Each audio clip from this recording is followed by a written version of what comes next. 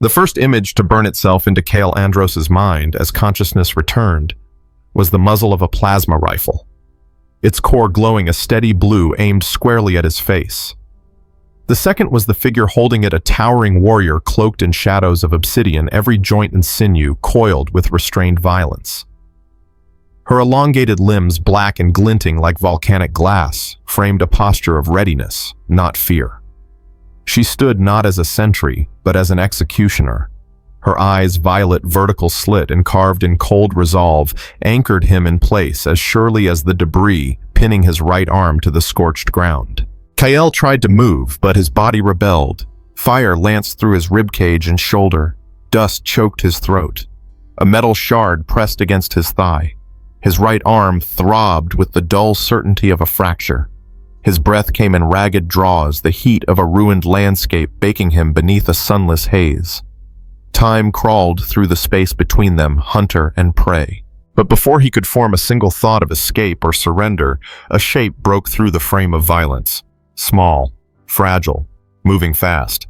A blur of dust and motion darted between Kale and the barrel pointed at his skull. Tiny arms, trembling but defiant, stretched outward in the posture of protection. A child, a girl. Dust smeared across her cheeks, curls tangled in sweat and ash, her chest heaving from the sprint.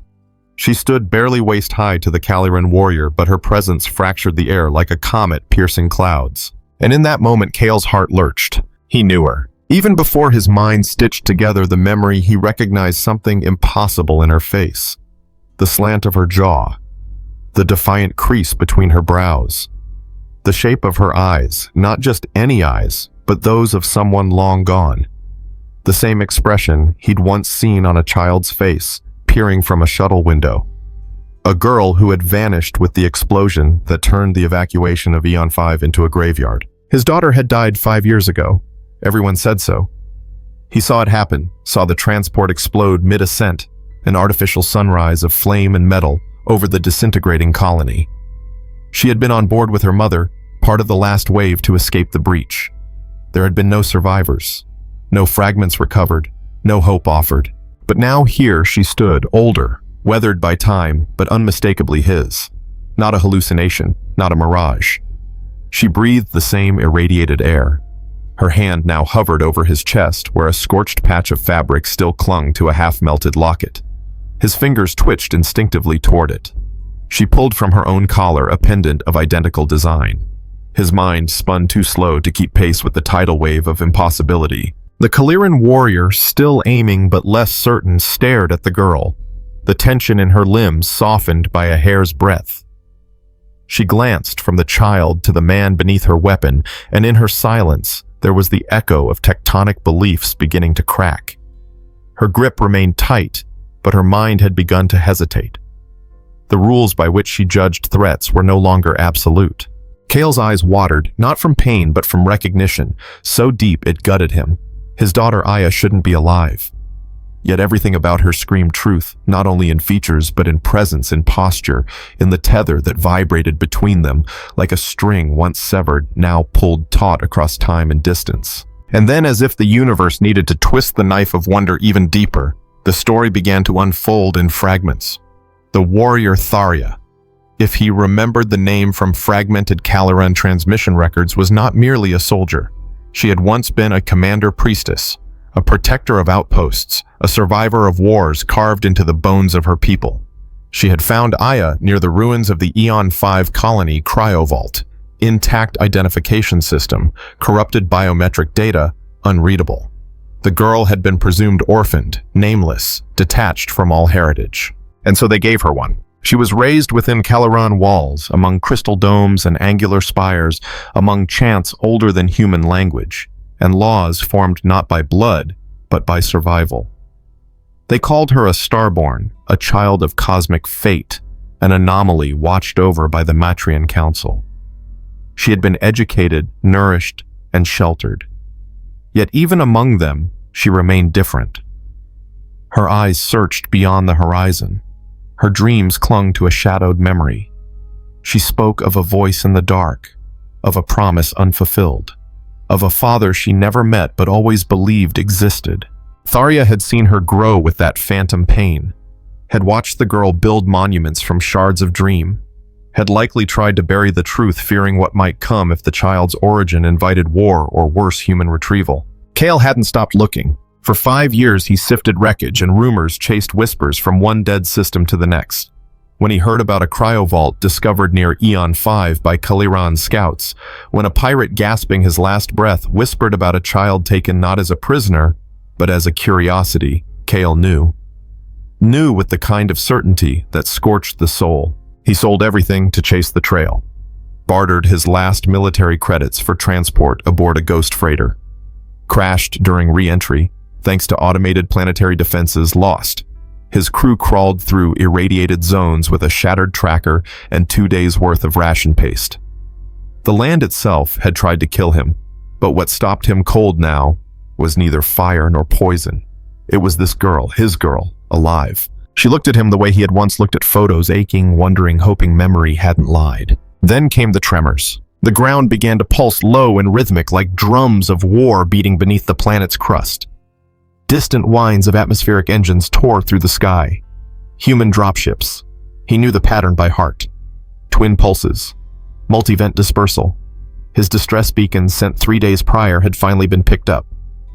Or worse, someone else had triggered a location leak. It didn't matter. Reinforcements were coming.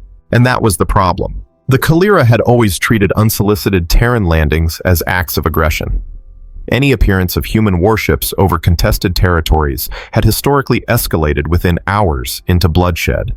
And now Kyle sat broken beneath a weapon he had narrowly survived, reunited with a daughter he wasn't sure he deserved, while a planetary war loomed from the sky. Aya stood fast between him and the Kaliran commander. She trembled but didn't move. Her posture was no longer defensive, but declarative.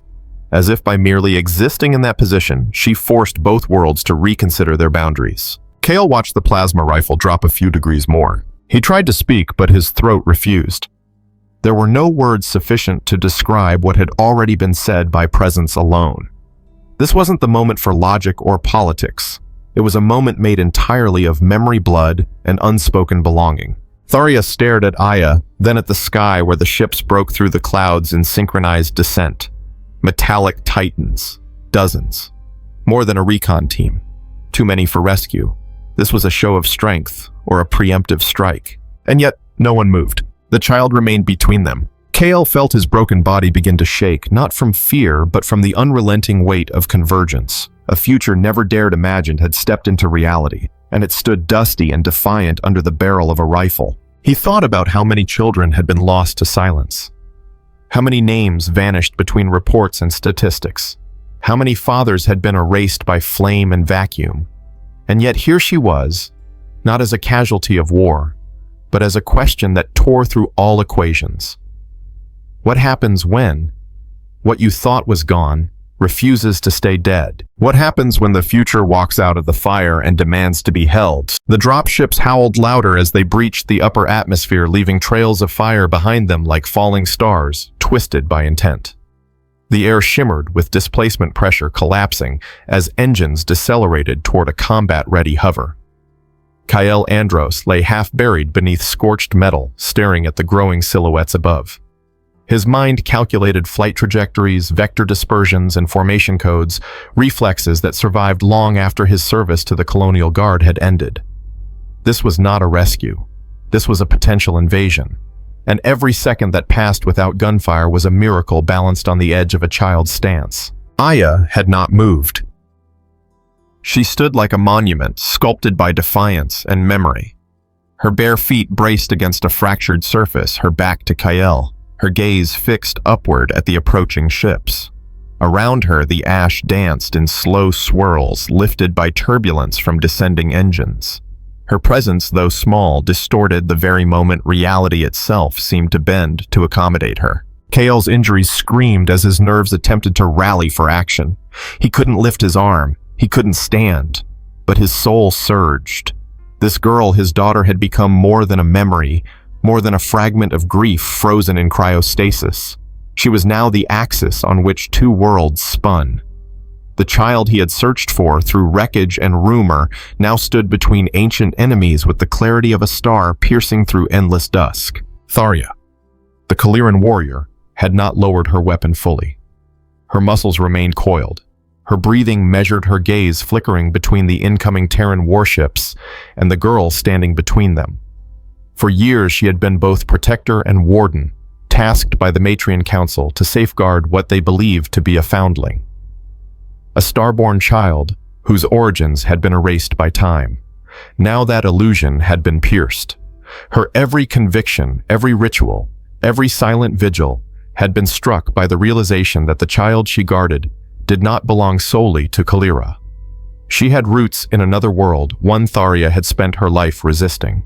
But Tharia had also watched Aya dream. She had watched the girl stand in sacred halls and trace phantom shapes in the air, recalling voices she could not name, melodies that did not belong to Kaliran hymns. She had caught the girl sketching unfamiliar faces, images held not by memory, but by soul. She had seen the pain that came not from abandonment, but from separation. Something deeper, older than culture or language. Kael knew none of that. What he knew was that this warrior, this creature built from war and ritual, had not yet pulled the trigger. And that meant there was still space for something other than bloodshed. The ships now hovered like thunderheads just above the horizon, steady and cold. No boarding lines descended. No armor-clad soldiers emerged. Their silence was louder than any artillery blast. Inside those vessels, commanders debated sensors, scanned fingers hovered over triggers. And all eyes, Kael was certain, were trained on the same anomaly, this clearing where a human, a Kaliran, and a child formed a tableau too contradictory to comprehend. He remembered how he'd come here. After years scavenging among wrecks and ghost stations following second-hand reports of alien scavengers discovering human tech near Eon 5. He had finally located a dying smuggler whose ship logs referenced a cryovault recovery. The coordinates led him to a fringe system long considered dead space under nominal Kaliran quarantine due to unstable tectonics and radiation zones. He had bribed his way aboard a freighter smuggling contraband power cores and faked diplomatic credentials to enter the orbit of Kalira-controlled territory. It hadn't worked. Planetary defense drones detected the false transponder before atmospheric entry. The resulting impact split his vessel in half and scattered debris across miles of scorched terrain. His crew died on contact. He survived only because a steel reinforcement panel crushed him into a corridor bulkhead, preventing him from being vaporized like the others. He'd crawled from the wreckage with a broken leg, a bleeding scalp, and nothing but the locket pressed against his chest, and the hope that someone remained alive down here. For 2 days, he wandered through canyons of rusted stone and ash-coated wreckage, navigating using faded topographical maps and instinct.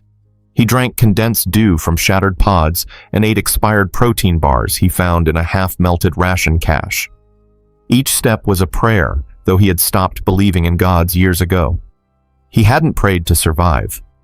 He had prayed that if she were here, she'd see him one last time before the desert took him. And then they found him, Kaliran scouts. Smooth, silent, armored in living crystal that shimmered like obsidian ice. They dragged him from the rocks, stunned and bleeding, and brought him to a remote outpost hidden behind magnetic fields and cliffside camo nets. There, bound in mineral-forged restraints, he waited for interrogation or execution.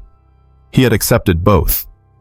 What he hadn't expected was her, Aya. She had crept into his cell in the dead of night, past sleeping sentries and locked gates. She'd sat beside him on the cold ground, small fingers wrapping around his calloused palm, her eyes wide with something too big to name. She had said nothing. She hadn't needed to. The connection had struck like lightning across flesh and bone. Kael had stared speechless as the child leaned against him, not with fear, but with belonging. Her presence had not gone unnoticed. Tharia had found them there, man and girl, together in the half-light. And something in her had broken, though not loudly. She had not screamed. She had not drawn her blade. She had simply stood watching as though trying to discern whether this moment was betrayal or revelation. In the morning, she had not ordered Kael's death. Instead, she had led him to a council chamber and placed the girl's hand in his. She had watched with unblinking eyes as Kael submitted his locket for DNA cross-verification using ancient Kaliran med scanners adapted for human interface. The match had been instant. The data had gone silent. The silence, Kael realized now, must have been what doomed them. Somewhere in the quiet network of Kaliran protocols that result had triggered automated alerts flagging the girl as a Terran asset. Perhaps someone in orbit had intercepted the signal. Perhaps the Matrion Council had already begun deliberations. Or perhaps a Terran intelligence handler had been watching all along, waiting for proof of a high-value recovery target before making their move. And now, as the dropships hovered and Tharia stood frozen, the consequences of all that silence were beginning to fall like hammer blows. Aya remained unmoved. Kale wanted to reach for her, but pain held him down. Instead, he watched as her stance communicated what no language could. I am both. I am not yours or theirs. I am the echo of a bridge that none of you thought to build. I do not erase either world. I belong to both. Tharia's weapon trembled, not from uncertainty alone, but from something deeper. Fatigue, the exhaustion of war, the ache of losing comrades to Terran flames, the memory of watching entire cities reduced to glass fields. She had every reason to pull the trigger, but Aya had never given her a reason to hate, only to love. And now that love was being challenged by the truth of blood. Kale understood then that Tharia was fighting the most brutal kind of war, the one between duty and affection. And he realized that perhaps this was what the Kaliran people never prepared for: not human invasion, not propaganda, not warships, but the quiet insurgency of kinship. The subversion of boundaries drawn in fire, undone by a child's hand. Above them, the dropships began to fan out, forming a circular perimeter. Kale counted 12. Enough to secure a landing zone, enough to take a prisoner, enough to force a confrontation. He felt the heat of targeting sensors sweep over his skin. The decision was moments away. And then the impossible happened. Tharia lowered her weapon, not in surrender, but in acknowledgement. Her eyes did not leave Aya, but they softened. The rifle's barrel touched the ground. Her fingers released the grip. In that motion, Kale saw not defeat but mourning, a relinquishing of control, of certainty, of absolutes. And in that grief space was made for something new. Aya stepped forward and placed her small hand on Tharia's wrist. The warrior did not flinch. Kale saw their silhouettes blur through tears he hadn't realized had formed. His daughter had not chosen between them. She had chosen both. For the first time in years, Kale Andros allowed hope to bloom, not the reckless, idealistic kind he'd once carried into battle, but the tempered hope of a man who had lost everything and found that one thing might still remain, something worth living for. The dropships landed without ceremony. Dust rose in great spirals as their skids touched scorched ground, hydraulic legs anchoring themselves into cracked bedrock. The atmosphere was suddenly heavy with heat signatures, movement, and intent. Kale Andros lay still, listening to the percussive thud of ramp pistons releasing, of grav locks disengaging, and the sharp whine of exo-armored boots making contact with alien soil. Soldiers emerged in formation. Terran Marines, part of the Colonial Guard's forward extraction wing. Their weapons were drawn visors, opaque uniforms, stripped of insignia, save for the black helix mark of special recovery. Their formation fanned into a containment crescent around the clearing, careful not to cross the Kalaran perimeter. They expected resistance. They were trained for violence. And yet what they found was not the standoff they'd been briefed on, but a tableau that defied procedure. A Kaliran warrior, unarmed, a human man, collapsed and broken, and a child standing between them with the quiet command of someone who had already rewritten the script of war. Kale's every breath burned. His vision blurred and cleared in waves as adrenaline faded and pain settled in deeper. From his low vantage, he could see the split-second hesitations in the Terran unit's posture. Their leader, likely an officer or diplomatic attaché, approached without raising a weapon, though the firepower humming behind them made the message clear. This was not a rescue, it was a reclamation. Aya hadn't stepped aside. She remained centered, a sentinel stitched from two histories, two genomes and two worlds that had spent decades constructing reasons to hate each other. Around her, wind curled through the broken terrain, like it too was waiting for someone to speak, to choose to destroy or to reconcile. No shot was fired. No command barked across the divide. The Kalaran side did not move either. Behind Tharia, distant silhouettes had begun to emerge, sentries, scouts, and attendants, all robed in matte crystal plating and adorned with ceremonial lines that marked them as guardians of the domes. They stood along the ridge in silence, waiting not with weapons, but with unreadable eyes. None dared to act first.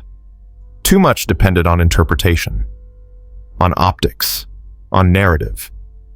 And standing between all that tension, Aya had become not a child, but a fulcrum. Kale understood this implications long before the officers did.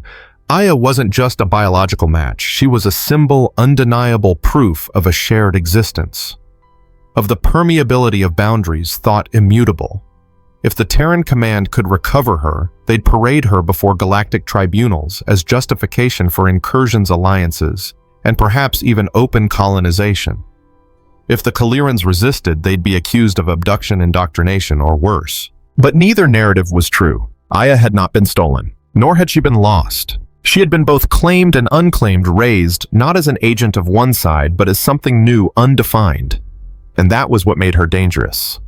Not the power she held, but the contradiction she embodied. Kale watched from this ground as the Terran officers lowered their stance, scanning his vitals remotely, then broadcasting silent confirmation of his identity.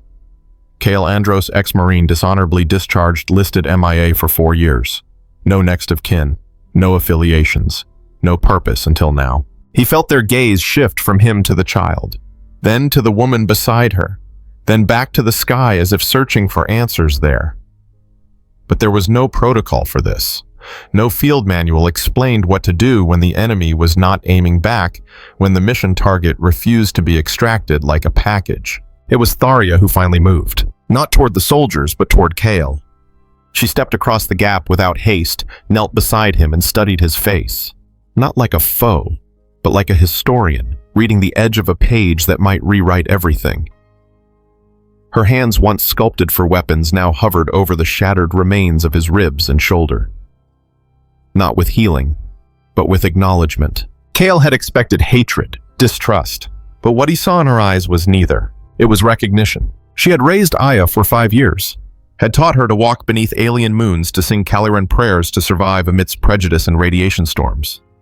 But she had never erased the girl's longing, had never denied her those dreams of a voice she couldn't name, a face she couldn't describe, but always believed in. That mattered. It was why Tharia had not killed him when she had the chance, why she had not interfered when Aya ran to him. She had known this day might come, and even though it splintered her reality, she had not tried to stop it. More boots approached, medics this time. Kale felt their scanners press against his skin, the hiss of sealant foam filling his wounds, the lift of gravity field stretchers, raising him into place. His vision dimmed as painkillers entered his bloodstream. He could feel himself being lifted, but not away, not removed, just stabilized. Aya reached for his hand as they floated him upward. She held it tightly, one last anchor to the ground she had stood upon alone for so long. Her expression did not change. She said nothing. She didn't need to. Kale felt her will radiating through her palm. She would not be taken. She would not be claimed. She would choose. When they touched down on the command vessel hours later, everything changed. Aya was no longer a child. She was a designation case, HVR-7, high-value recovery. A swarm of legal advisors, child welfare specialists, military strategists, and xenocultural linguists attempted to define her in terms that fit their databases. She didn't speak. She didn't resist. She simply existed in quiet defiance of categorization. Kale, confined to a medical bay, refused to be separated from her. The scans proved it: genetic sequence, mitochondrial certainty, even neural imprint matching. No one could dispute her origin. But that didn't stop the bureaucracy from trying. In a rare gesture of alignment, Tharia had voluntarily boarded the Terran vessel, not as a prisoner, but as a guardian. She had demanded audience with Terran command, had testified to Aya's upbringing, had stated plainly in 3 intersecting dialects that the child bore no allegiance to Kalira, but also no allegiance to Earth, that she had earned the right to define her path, and that any attempt to weaponize her identity would be met not with force, but with exposure. Her words had weight. Within days, a meeting was called between Terran and Kaliran diplomats. It was not called peace. It was not a treaty. It was a conversation, and that was more than either side had allowed in decades. Kale listened to the distant reports through medical bay intercoms. For the first time, representatives weren't debating mineral rights or demilitarized zones. They were debating childhood, memory, belonging. They were asking what happened to the foundlings, the starborns, the children swept up in the wreckage of collapsed colonies and carried across enemy lines by mercy or chance. Aya became the question no one could answer and the reason they finally tried. Kale recovered slowly. Aya stayed by his side. Sometimes she spoke in Kaliran tongue, her voice shaped by ancient vowels and sacred rhythms. Other times she traced English letters on the glass wall of his bay as if relearning a language she had never fully forgotten. He understood both now, every word, every silence. Tharia visited once each cycle. She never stayed long, but when she did, she brought fruit from Kalaran Gardens and sat with Aya while Kael slept. The two spoke little. Their relationship had changed, not broken. It had bent into something unfamiliar but unbroken by the shift of truth. Kael never thanked her with words. He didn't have to. She knew. Aya kept the necklace Tharia had given her, the obsidian shard marked with Kalaran glyphs. She wore it beside Kael's locket, now both suspended around her neck like twin moons in perfect orbit. She never removed either. On the last night before discharge, Kael stood beside the viewport with Aya's small hand in his. They gazed at the stars, beyond no longer as enemies or strangers, but as something else. Something uncharted. And for the first time, Kael allowed himself to believe, not just that his daughter had survived, but that maybe something better than survival was still possible. The space station chosen for resettlement was not grand. It did not glisten like the diplomatic bastions orbiting Terran strongholds, nor thrum with bio-coral technology like the Kalaran sky cathedrals. It drifted in neutral space, long forgotten by both sides, a remnant of a mining venture that had collapsed decades prior. Stripped of its resource value, too remote to serve as a military hub and too mundane to inspire conflict, it had been left to rust in quiet anonymity. It was perfect. Kael Andros stepped through the reinforced airlock on reconstructed limbs, bones bound by artificial ligaments and reinforced carbon plates. His body was whole, though marked by the memory of breakage.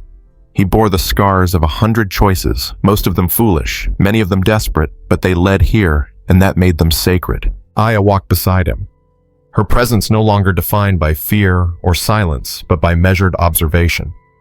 She watched the corridors, noted the curve of light fixtures, the spacing of oxygen vents, and the curvature of observation windows. Her mind was alive with assessment, not suspicion. This was not a child adapting to foreign terrain, but a sovereign entity calculating where she might grow roots. She spoke rarely. When she did, her words were thoughtful, shaped by dual tongues. She had not chosen between Kalaran and Terran, and in truth she never would. Instead, she wove them together, a linguistic braid of identity neither side could claim. Her thoughts often arrived in both languages simultaneously. Sometimes she translated herself aloud for Kael's benefit. Sometimes she didn't. He didn't mind. He had learned to read her pauses. The station was given a name, Bastion Threshold. But to Kael and Aya, it was simply the middle. Neither home nor exile. Not Earth. Not Kalira. A vessel for transition. Here, cargo crates were repurposed as furniture. Hydroponic gardens repopulated the atriums. Silence became the default background noise, punctuated only by the hiss of air recirculators and the occasional thrum of power transfers. There were no guards, no ambassadors, no waiting press or declarations. Just time. Time Kael discovered was a rare and beautiful currency. He watched Aya adapt to it in phases. At first she was restless, accustomed to the structured rigor of Kalaran daily rites and nutrient rotations. Her internal clock ticked to forgotten rituals. She woke early. She fasted too long. She spoke in formal tones even when no one was listening. But as the days passed, her rigidity softened. She stopped measuring hours. She began to linger in hallways to follow threads of curiosity through air vents and forgotten side chambers. She grew interested in the act of becoming. She began to laugh. Not often, not loudly, but with a gentleness that cracked the hull of silence. Kael stored each laugh like a sacred soundbite.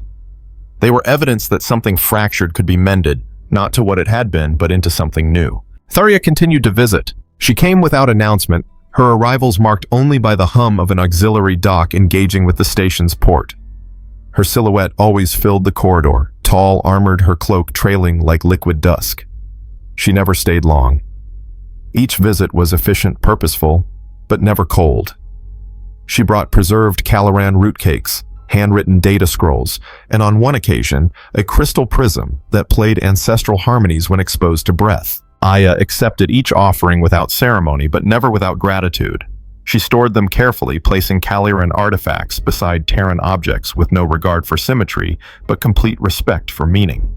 She did not create a shrine. She curated a coexistence. Kale never intruded on their moments. When Tharia and Aya spoke, it was in Caloran, a language he understood only in fragments. But he listened anyway. Not for the words, but for the cadence. He measured trust in the softness of Tharia's voice and the way Aya's shoulders relaxed when she spoke. He watched them exist not as captor and subject, not as guardian and child, but as two people negotiating the boundary between love and letting go. On one visit, Tharia left a small orb on the table near Aya's sleeping quarters. No explanation, no instruction. When Kael later examined it, the surface responded to his breath expanding into a three-dimensional memory sphere, a holographic archive. Inside, he glimpsed Aya as a younger child barely able to speak, walking along a crystalline path between bioluminescent trees. Her laugh was lighter then, her eyes unburdened. He watched Tharia walk behind her in the memory, never close, never overt, but always present. Silent protection, shadowed witness. He did not replay the memory again. It didn't feel like his to keep. Weeks passed, then months. The outside world began to shift in response. The existence of Aya could not be contained to interdepartmental reports or archived debriefs. She had become known, slowly, quietly. Not through viral footage or political scandal, but through whispered acknowledgement in diplomatic circles. Her name, or rather her dual heritage, had become a subject of academic discourse, diplomatic framing, and behind-closed-doors strategy sessions. Not everyone welcomed the implications. There were factions on both sides who viewed her existence as a danger. Terran officials who saw in her a potential bargaining chip and anchor to justify new border expansions or resettlement rights. Kaliran extremists who viewed her return to Kael as betrayal, a theft of a sacred life shaped by their own hands. Kael had expected this. What he hadn't expected was Aya's composure. She absorbed every update, every shifting tension without flinching. She understood perhaps better than anyone what it meant to be a vessel of other people's meanings. She knew how easily her name could be weaponized. So she chose preemption. She submitted a statement recorded in both tongues, encoded and distributed across both networks. In it, she did not pledge allegiance. She did not claim identity. She did not argue heritage. She simply stated her intention to live, to learn, to be both and neither, to remember those who raised her, to honor the man who searched for her, and to reject the premise that identity must come with borders. The response was quiet, not silence, not rejection, but a kind of paused breath. No one knew how to respond to someone who refused to play by the established binaries. She had not asked permission. She had not sought forgiveness. She had only spoken, and that was enough. In the station, life settled into rhythm. Kael spent his days restoring neglected systems, recalibrating old droid frames, and constructing a new archive room for the hybrid data Aya had begun to collect. She was fascinated by comparative evolution, how Terran and Kaliran species developed divergent anatomy but overlapping ecological patterns. She mapped migration trails in ancient jungles. She modeled star growth timelines. She began to speak of futures, not in dreams but in plans, not in what-ifs but in equations. And Kael, whose life had once been only retrograde, a loop of loss and regret, now found himself imagining forward. His nightmares receded. His reflexive fear, the trained tension of a soldier who had lost everything, began to erode. In its place, a space to breathe. A space to father. Not the little girl he'd once lost, but the person she had become. One evening, as magnetic dusk shimmered beyond the station's viewport, Kael stood alone and watched the stars drift in quiet elegance. No ship lights crossed the horizon. No alerts buzzed. No tension rode the gravity stabilizers. Only the hush of a world no longer at war with itself. He thought then of the first time he had held his daughter, before the war, before the colonies burned, before alliances fractured. A newborn weight in his arms, eyes wide with endless beginning. He had promised then quietly without fanfare that he would protect her no matter what. He had failed, but she had survived. And in doing so, she had made the world bend just slightly towards something kinder. And that is the end of this story, about a father who never stopped searching a daughter who refused to forget, and a war that was quietly undone not by weapons but by recognition. If this story moved you, and you believe in narratives where compassion matters as much as survival, please support the channel and subscribe. It helps keep stories like this alive.